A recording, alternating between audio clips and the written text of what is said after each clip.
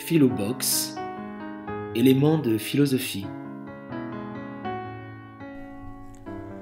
Hans Jonas et la responsabilité de l'homme vis-à-vis de la nature. Hans Jonas est un philosophe allemand né en 1903, mort en 1993, dont le principal ouvrage, du moins celui pour lequel il est le plus connu actuellement, est Le principe de responsabilité, paru en 1979, en allemand sous le titre Das Prinzip Verantwortung.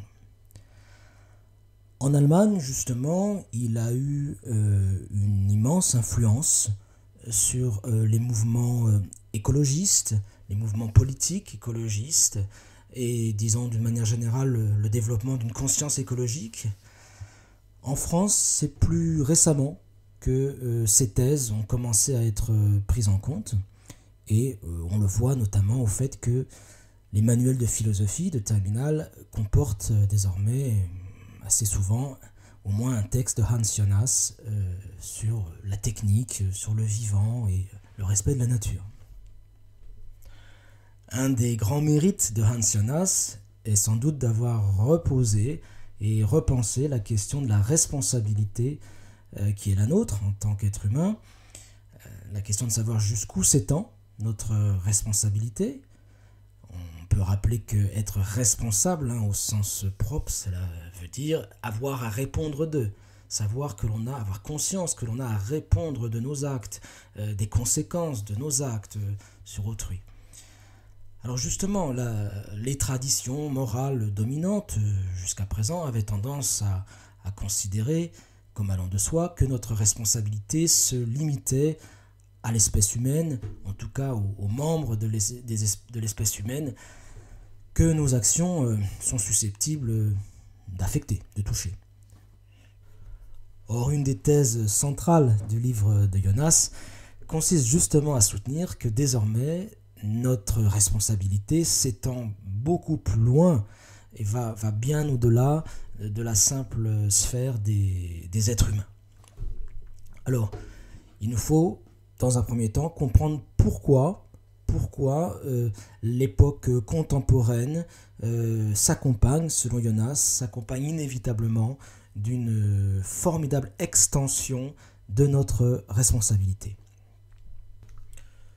Le livre de Jonas s'ouvre sur une sorte de constat, de diagnostic de l'époque contemporaine, à savoir que désormais la technique moderne fait peser sur la nature et sur l'humanité un certain nombre de menaces, de risques absolument inédits dans l'histoire et inouïs par leur ampleur.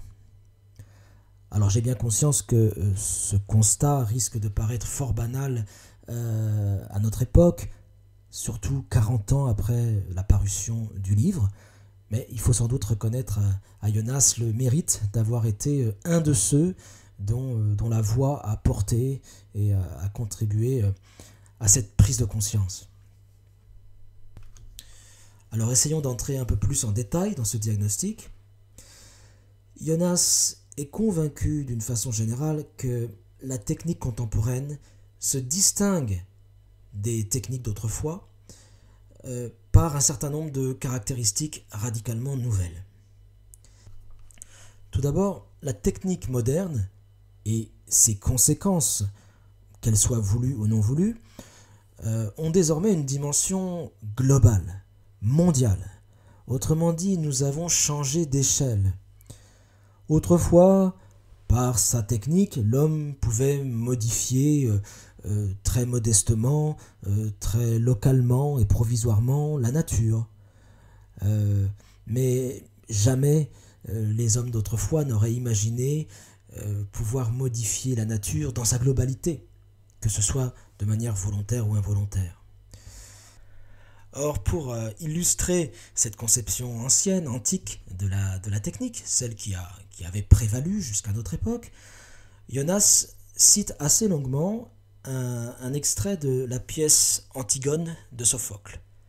Un extrait dans lequel le chœur se met à faire l'éloge de l'humanité, justement au motif que les humains sont capables de modifier dans une certaine mesure la nature pour l'adapter à leurs besoins, pour reculer les limites naturelles, pour échapper à ces menaces, les menaces de la nature, etc.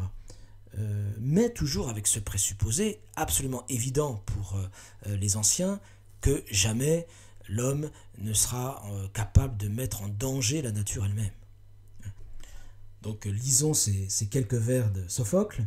« Il est bien des merveilles en ce monde, il n'en est pas de plus grande que l'homme. Il est l'être qui sait traverser les flots gris à l'heure où soufflent les vents du sud et ses orages, et qui va son chemin au creux des hautes vagues qui lui couvrent l'abîme. Il est l'être qui tourmente la déesse auguste entre toutes, la terre éternelle et infatigable. » Or, cette formule de Sophocle, la terre éternelle et infatigable, nous savons désormais, nous dit Jonas, qu'elle n'est plus vraie, que par son action sur la nature, l'homme est en train d'épuiser la nature, qu'il est en train de fatiguer la terre et qu'il a potentiellement un pouvoir de destruction absolument inouï et global.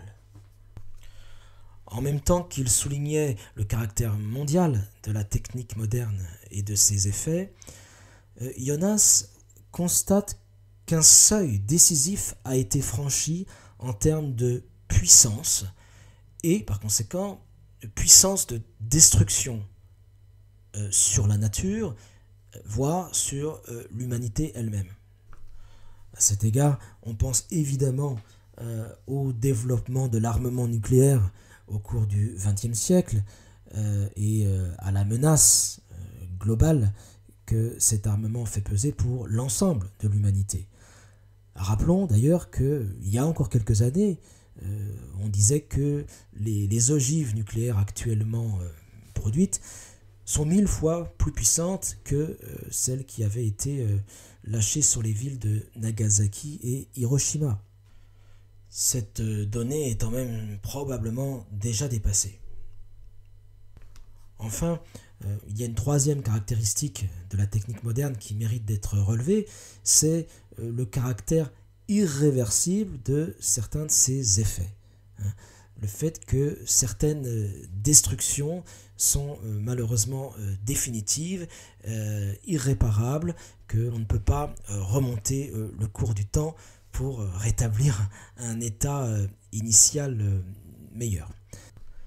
Là encore, vous le savez trop bien, les conséquences irréversibles de l'action de l'homme sur la nature sont malheureusement trop faciles à trouver.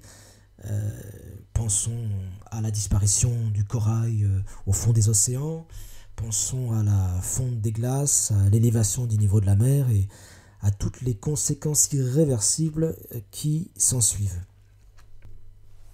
Alors, afin de synthétiser en quelque sorte ces trois caractéristiques de la technique moderne que l'on vient de relever avec Jonas, à savoir, je le rappelle, son caractère global, mondial, un degré de puissance sur la nature et une capacité de destruction de la nature absolument inédite dans l'histoire, et enfin le caractère irréversible de certains de ses effets, on peut mettre l'accent sur la notion de vulnérabilité ou de fragilité de la nature.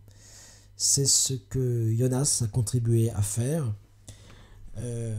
Son constat se termine sur l'idée que, en raison de cette profonde modification de l'agir humain, rendu possible par la technique, la nature doit désormais être conçue comme quelque chose de fragile, que la terre, encore une fois, n'est plus éternelle et infatigable, mais que puisque nous avons acquis une puissance de destruction absolument inédite, il nous faut repenser aussi nos obligations, nos devoirs, bref, il nous faut penser une nouvelle éthique qui corresponde à cette nouvelle situation de l'homme vis-à-vis de la nature.